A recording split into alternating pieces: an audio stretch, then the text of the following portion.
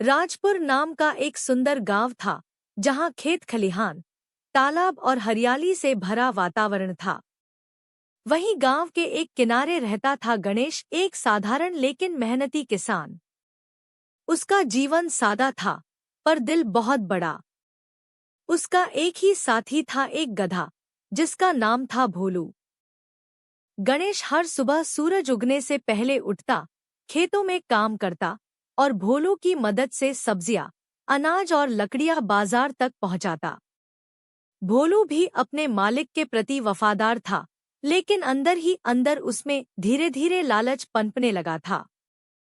एक दिन गणेश और भोलू बाजार जा रहे थे। रास्ते में उन्होंने देखा कि सेठ हरिराम का नौकर मोनू एक और गधे को स्वादिष्ट खाने का झोला खिला रहा है। उसमें सेब, केला, मीठी रोटियां और गुड़ की खुशबू आ रही थी।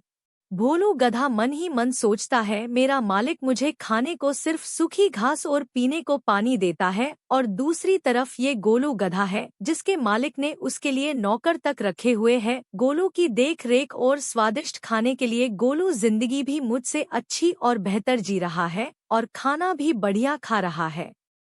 काश मैं भी सेठ के यहाँ होता। अगले दिन भोलू ने खुद को बीमार दिखाने की कोशिश की। वह धीरे धीरे चला, बीच रास्ते में बैठ गया और कराहने लगा। गणेश बोला, क्या हुआ भोलू? तबीयत ठीक नहीं? चलो, मैं खुद ले चलता हूँ सामान। तुम आराम करो। गणेश ने गधे से सामान उतार लिया और पैदल बाजार गया। भोलू सोच रहा था कि अगर वह और ज्यादा नाटक करे तो शायद गणेश उसे बेच देगा और वह सेठ के पास चला जाएगा। कुछ दिनों तक ऐसा ही चलता रहा। भोलू कभी भूख का नाटक करता, कभी पैर में दर्द बताता। गणेश को चिंता हुई। वह वैद्य को भी दिखा लाया, लेकिन कोई बीमारी नहीं निकली। एक दिन गांव में सेठ हरिराम आया। सेठ बोला, गणेश भाई, तुम्हारा गधा तो बड़ा सुस्त हो गया है। बेच दोगे तो मैं ले लूं? गणेश ने चिंतित होकर कहा, मुझे दुख तो होगा, पर भोलू की तबीयत ठीक नहीं लगती। शायद किसी और के पास जाकर ठीक हो जाए। ठीक है सेठ जी, ले जाइए, बस भोलू का ख्याल रखिएगा। सेठ हंसकर बोला, इस गधे का मैं अच्छे से ख्याल रखूंगा। भोलू की चालाकी काम कर गई। अब वह सेठ हरिराम के पास पहुंच गया। सेठ हरिराम ने सोचा कि भोलू को कुछ अच्छा खाना खिलाकर वह उसे अच्छा काम करवाएगा। शुरू शुरू में भोलू को वही स्वादिष्ट खाना मिला जिसकी वह कल्पना करता था और जैसा वह देखता था। अब भोलू भी सोचने लगा था कि जैसे उसकी जिंदगी तो अब शुरू हुई है, कहाँ वहाँ सारा दिन काम करने के बाद वही सूखी और रूखी घास और पानी मिलता था, और सेठ के यहाँ बिना कुछ किए ही स्वादिष्ट व्यंजनों के मजे। भोलू खुश होकर बोला, वाह, यही तो जिंदगी है। भगवान, तूने मुझे पहले ऐसी जिंदगी क्यों नहीं दी? मेरी जिंदगी का इतना समय वह घास फूस खाने में ही निकल गया, लेकिन अब मैं राजा की तरह रहूंगा। लेकिन यह खुशी ज्यादा दिन नहीं टिकी। सेठ ने जल्द ही भोलू से दुगना काम लेना शुरू कर दिया। भारी लकड़ियां, पत्थर और ईंटें उठवाना शुरू कर दिया, खेत के अंदर जल्दी जल्दी काम पूरा करना इत्यादि। जब एक दिन भोलू काम करते करते थक गया और रुक गया, पीछे से सेठ डांटते हुए बोला, चल जल्दी काम कर, अभी तो लकड़ियां भी लेकर आनी है। जंगल से आलसी कहीं के, तुझे आराम करने के नहीं रखा मैंने। अभी तो खाने के पैसे निकलवाऊंगा तुझसे। भोलू समझ गया था कि उसके लालच ने उसे कठिन और कठोर जीवन की ओर धकेल दिया, जिसका जिम्मेवार वो खुद है।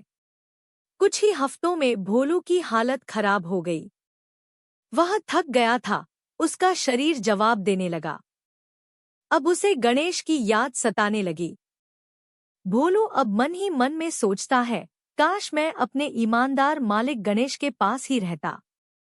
वहाँ खाना कम था, पर प्यार और इज्जत भरपूर थी। एक रात वह सेठ से आंख बचाकर अपने पुराने घर की तरफ चल पड़ा। कई घंटे चलने के बाद सुबह होते होते वह थकामांदा गणेश के दरवाजे पर पहुंचा। गणेश उस समय अपने खेत से लौट रहा था। उसने जैसे ही भोलू को देखा तो गणेश का मन बहुत उदास हो गया। गणेश बोला, अरे भोलू, तू वापस आ गया। तू तो मुझे छोड़ चुका था। आज तुझे मेरी याद कैसे आ गई? और ये क्या हालत कर ली तूने अपनी? ठीक से खाता नहीं क्या सेठ के यहाँ? गणेश ने भरे हुए मन से पूछा। भोलू गिरते हुए बोला, हे मालिक, मुझे माफ कर दीजिए। मुझसे बहुत बड़ी भूल हो गई थी। मैंने अच्छे खाने के लालच में आकर गलती की। लेकिन मैं यह भूल चुका था कि केवल अच्छी चीजों या खाने से कभी कोई खुश नहीं रह सकता। अपनों के प्यार और सम्मान के बिना यह सब किसी काम का नहीं मालिक। आपके साथ रहकर जो प्यार और सम्मान मिला वो वहाँ कभी नहीं था। कृपया मुझे दोबारा अपना लीजिए मालिक, गोलू रोते हुए बोला। भोलू की बात सुनकर गणेश बोला, तू मेरा परिवार है भोलू। गलती तो इंसानों से भी होती है। चल, अब कभी मेरा साथ मत छोड़ना। इसके बाद भोलू पूरी तरह बदल गया। वह फिर से मेहनती और वफादार हो गया। उसे अब सूखी घास भी स्वादिष्ट लगती थी, क्योंकि उसमें प्रेम और संतोष मिला था। अगर आपको हमारी यह कहानी अच्छी लगी तो वीडियो को लाइक करें और चैनल को सब्सक्राइब करके अपने दोस्तों के साथ शेयर जरूर करें। आपको हर रविवार सुबह 11 बजे ऐसी ही मजेदार कहानियां देखने को मिलती रहेंगी।